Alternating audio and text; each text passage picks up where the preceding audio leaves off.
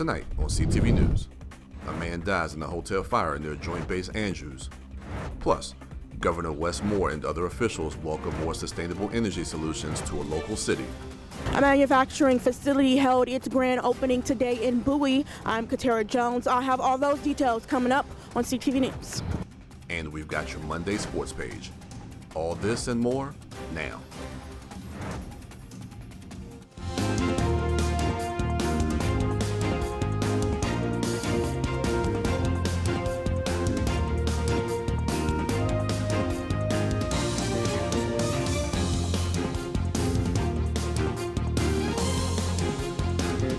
Hello, I'm Byron Scott. And I'm Mariah Gilad with a CTV News update. An early morning fire in Prince George's County claims a man's life. Crews were dispatched to the Days Inn on Allentown Road in Camp Springs at around 7:40 this morning. Crews located the victim in a unit on the second floor of the hotel. No other injuries were reported, and the cause of the fire is still under investigation. Prince George's firefighters also responded to a house fire in the 2400 block of Iverson Street in Marlow Heights this morning. The blaze erupted at around 7 o'clock in a two-story townhouse. Smoke could be seen coming from the first floor of the building. Officials are still working to determine the number of displaced residents, and the cause of the fire is still under investigation. And as the Israeli-Hamas war enters its sixth month, at least 30,000 Palestinians have died, and almost 2 million people have been displaced from their homes in Gaza. With the need for humanitarian aid growing, the U.S. has been airdropping meals into Gaza. Congressman Steny Hoyer says that getting humanitarian aid to Palestinians is very important.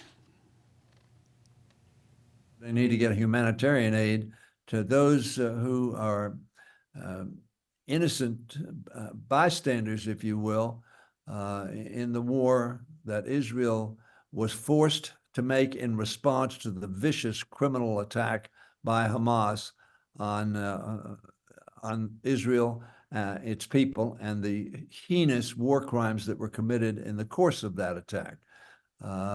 So that we need to act. I think it's very, very important.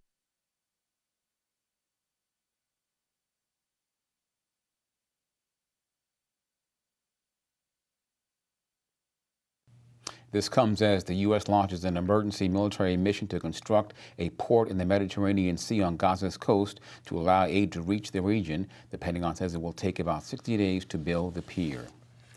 And Maryland's immigrant community and its advocates are celebrating the Senate approval of significant legislation.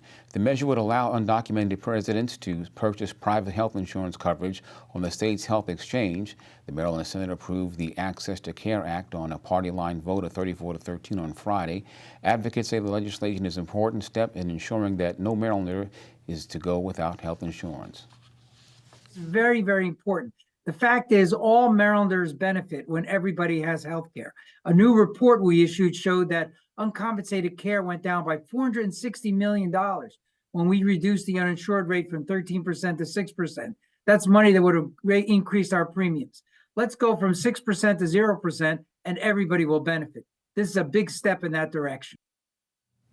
The House passed its own version of the bill. Both chambers have to come together in a conference committee to iron out the differences between the two before it heads to the governor's desk.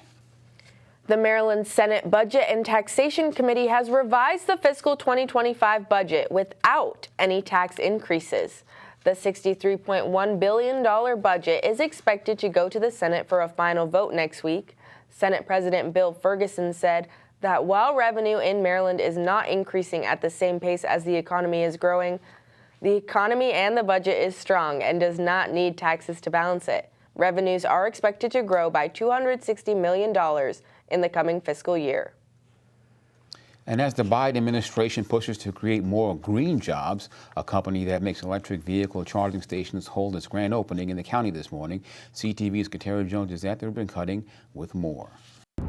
Federal, state, and local leaders gathered in Bowie for the grand opening of Blink Charging headquarters and its new manufacturing facility. Now, this company makes EV charging stations, and with this new building, the company will now be able to make up to 50,000 charging stations a year. It was a sea of smiling faces as the ribbon was cut to the new global headquarters and manufacturing site of Blink Charging in Bowie. Governor Wes Moore toured the site where workers were busy building the EV charging stations. Look at what's going to happen with this announcement, where you had Blink that was able to develop 15,000 chargers. With this announcement, with the expansion, that number now grows to 50,000. And that's because we have more people that are employed. That means it's because we have more residents that are actually actively part of this process. And so this is going to have a huge economic impact. Blink acquired SemiConnect, a company that built EV charging stations back in 2022.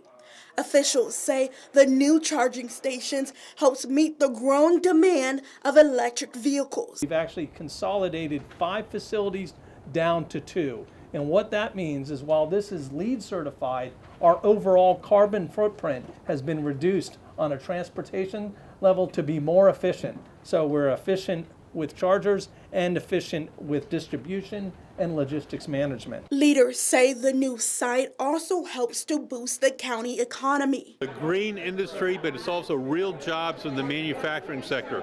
It's very, very important for the growth of Prince George's County that we have growth in the manufacturing sector that is green. The company says it plans to hire about 90 to 100 new employees by the end of the year. Katara Jones, CTV News. For more details on Blink Charging, visit the website on your screen. And you're watching CTV News. I'm Byron Scott. And I'm Mariah Jalad. Still to come, a local organization unveils its latest music facility. More on that after the break. Stay tuned. Yes, there's a recording studio, so they'll be able to do the music technology here, where they can work on some of the latest software, and all of these skills are transferable.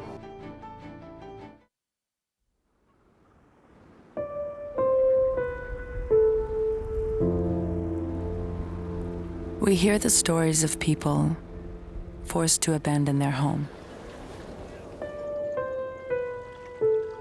The stories of people whose dreams have been swept away, or their lives left hanging by a thread.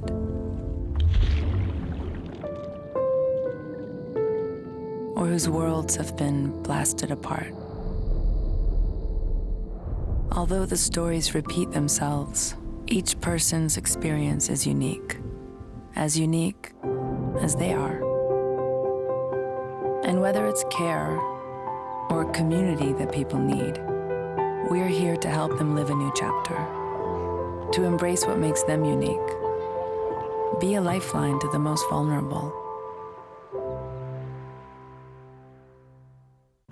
Out! Out! Everybody out! Come on!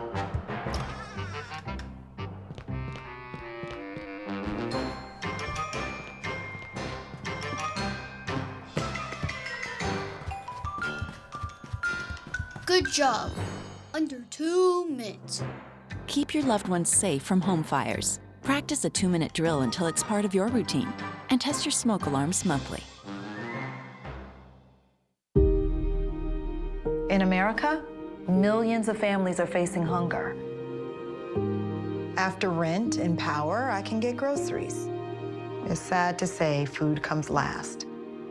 Anna from Texas. The Feeding America network of food banks helps provide over 6 billion meals to people in need each year. Together, we can end hunger. Learn more at feedingamerica.org. Welcome back. Authorities are investigating the death of a man stabbed in a Beltsville home Sunday night. Police say the stabbing happened around 9 p.m. in the 11400 block of Queen Anne Avenue. The man was found inside the residence suffering from stab wounds and was pronounced dead on the scene. Detectives say they do not believe the stabbing to be random. No suspects or motives have been identified at this time. And with the end of the legislative session less than a month away, lawmakers in Annapolis are scrambling for funding for climate-related initiatives. Delegate Dana Stein was one of the architects of the Climate Solutions Now Act of 2022. Now, some colleagues and environmental advocates see one of her bills as a way to fund the state's climate goals. But according to Maryland Matters, it's not clear if there's enough support in the General Assembly for measures to generate revenues for the initiatives. Stein's bill would impose a fee on companies that transport fossil fuels through Maryland. Stein's bill does not have a Senate equivalent, which is an issue since there are less than 10 days left until the crossover deadline for bills to get out of one chamber are considered in another. State lawmakers are also pushing for legislation that would prohibit book banning efforts by conservative groups that aim to remove books from schools and libraries, specifically written about LGBT people and communities of color. Legislators say at least 15 public library systems across Maryland have received challenges to specific books. The Freedom to Read Act would prohibit libraries from excluding a book based on its author's origin, background, or views, and from removing a book because of partisan disapproval. Senate Majority Leader Nancy King says she has serious concerns about small groups of parents influencing book access for all kids across the state. Lawmakers in both the Senate and House are expected to debate the bill on Tuesday. And a student at Morgan State University is accusing a security guard of sexual harassment. 23-year-old Sha McKay of Columbia, Maryland, shared a 6-minute on her social media recounting the incident. McKay described the security guard as a man in his 60s. He allegedly told her that she had nice legs and that he wanted to take her out. In a statement, the university said the alleged improper behavior described in the video do not represent Morgan's core values, and the matter is under investigation. And the University of Maryland President Darrell Pines provides updates on the university facilities and campus research programs during his biannual State of the Campus address. Pines says the university has invested $30 million in 50 grassroots projects. One of those is Maryland Initiative for Literacy and Equity, which aims to increase literacy around the state. Pines also gave updates on the incoming class of freshmen. The class includes students from every county in Maryland, all 50 states, and 69 countries. The University System of Maryland has been awarded more than $78,000 to fund the system's work in helping students serve as nonpartisan poll workers in the upcoming elections. The funding comes from the U.S. Election Assistance Commission. USM is one of 14 applicants to receive poll worker funding as part of the federal Help America Vote College program. Students who complete the training can work in any election precinct and receive compensation. The program will create a resource hub aimed at recruiting students from across the entire system.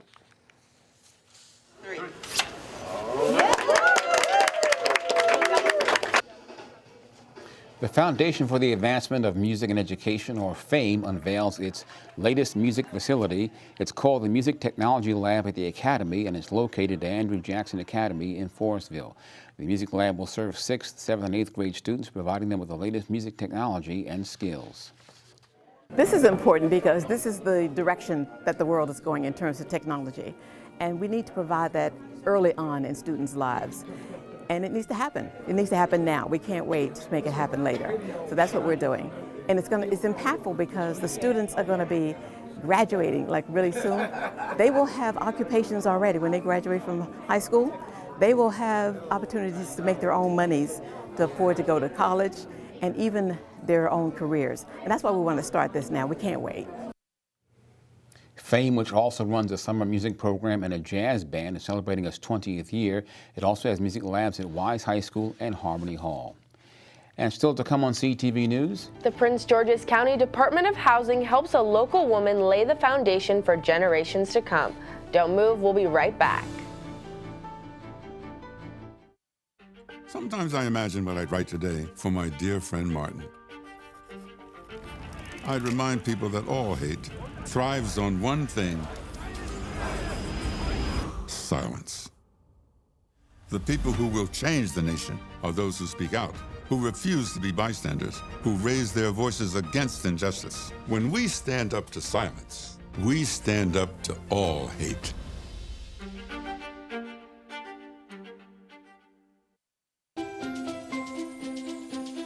We're all thinking about survival in day one.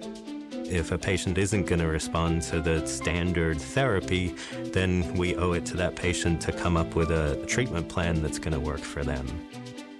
I was drawn towards the brain tumor patients because it is such a debilitating set of diseases.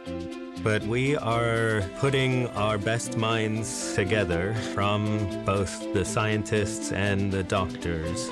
And we are finding out more and more about each disease.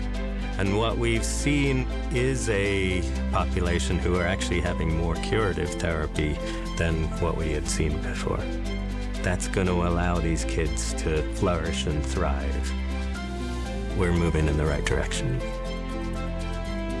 We're with them and we're fighting this.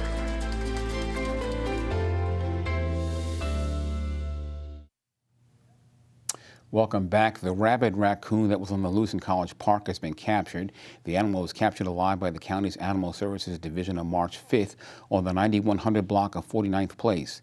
Now, the health department is trying to locate individuals or pets who may have had contact with the animal between the dates of February 24th and March 5th. If so, you're asked to contact the health department immediately at 301-583-3750. And the University of Maryland has secured funding to pay tour guides starting this fall.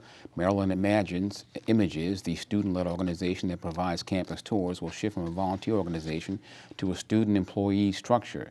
The announcement comes after members sent a letter to administrators last week demanding to be paid $15 an hour, UMD's minimum wage. The organization says they will soon submit a proposal to administrators detailing how the new pay structure could work for campus tour guides. With some help from the Prince George's County Department of Housing and Community Development, a local woman was able to make life-changing repairs to her home.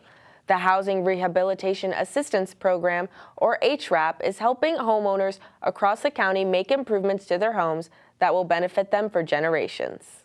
It definitely made a big difference. The flooring was done, the kitchen cabinets were done, the countertops were completed. In the dining room, the flooring was done. Joyce White was able to make these home improvements through a county program that gives homeowners loans of up to $60,000. So Housing Rehabilitation Assistance Program is a home repair program for low and moderate income homeowners who earn 80% or less of area median income. It's a loan that is deferred. You make no payments. It's 0% interest, and you only repay it when you sell or transfer your home. Besides cosmetic improvements, homeowners can use HRAP to eliminate health hazards, address safety and code violations, improve energy efficiency, and make their homes ADA accessible.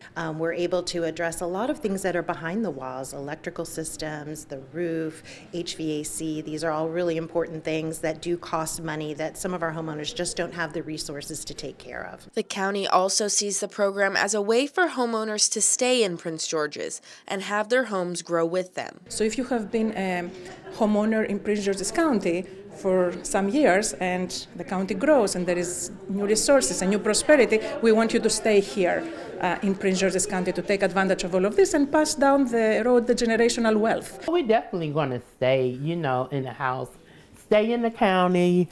We're not here anymore. Our children will keep the house, so that's on the will. House would always be in the family. The county partners with the Housing Initiative Partnership to make HRAP repairs. To learn more about the program and find out if you're eligible, you can visit the Housing Initiative's website at hiphomes.org. After the break, CTV Sports' Simon Buggs has an update on local sports.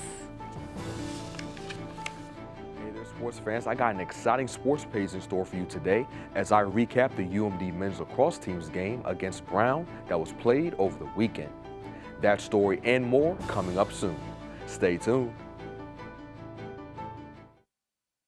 We're pleased to welcome Elliot to Torah to celebrate becoming Bar Mitzvah. Baruch Hu Adonai Mevorach. Baruch Adonai Mevorach. All right, everybody, thank you so much for your hard work.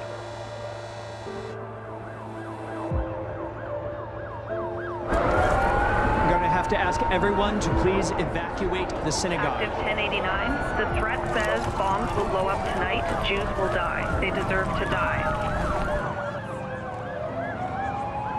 To get everybody and just come to our church.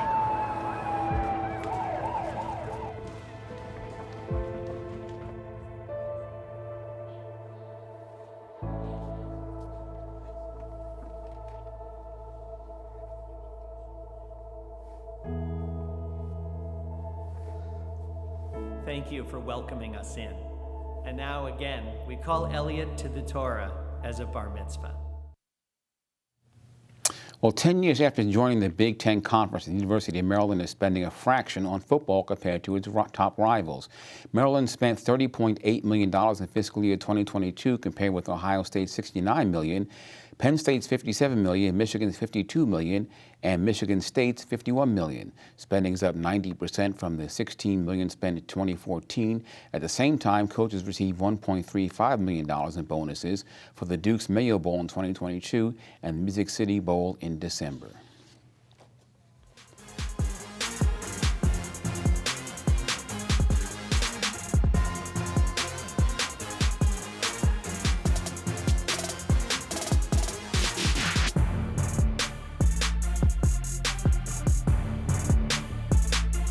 All right, sports fans, the moment you have all been waiting for, the start of your Monday sports page.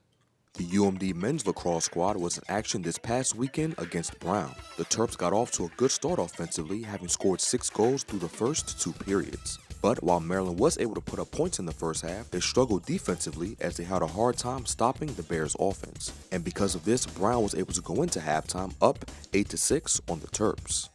Moving on to the second half, after being down throughout much of the game, the Terps were finally able to tie the game at 10-all in the fourth period thanks to this goal from attacker and midfielder Ryan Siracusa. And shortly after, attacker Braden Urksa scored one of his 5 goals on the day, giving the Terps the lead. The Bears eventually tied the game at 12-all before Urksa scored another goal to make it 13-12 with a little over 2 minutes remaining in the fourth period. But the game did go into overtime as Brown was able to tie the game again at 13-all. Not even a minute into overtime, attacker Daniel Maltz came through in the clutch, hitting this game-winning goal to give the Terps the victory over the Bears 14-13. And with this win, Maryland is now 3-0 in overtime this season, as well as 17-0 all-time against Brown. The Terps' next matchup will be Virginia on Saturday. Moving on to the world of volleyball, congratulations to Bowie State volleyball head coach Edric Poitier for being named to the NCAA Division II Women's Volleyball Committee. Poitier's term on the committee is for 4 years and definitely well-deserved. Since he joined BSU in 2022, Poitier was able to get the Lady Bulldogs back to the conference tournament last season for the first time since 2019. He's also helped 2 players be selected to the all-conference team as well. Poitier will start his term on September 1st as the Atlantic Region's representative. Moving on to some high school basketball, the playoffs continued over the weekend. Beginning with boys basketball, Wise took down Dundalk 65-46. Bowie fell in a close game to Richard Montgomery 64-61. And finally, Largo stayed alive versus Thomas Stone 79-57. And now to girls basketball, Gwen Park will move on after taking down Falston High School 58-43. Oxon Hill beat Severna Park 49-41. And lastly, Flowers came away with a win against Reservoir High School 39-24. And that is your Monday sports page. Simon Buggs, CTV Sports.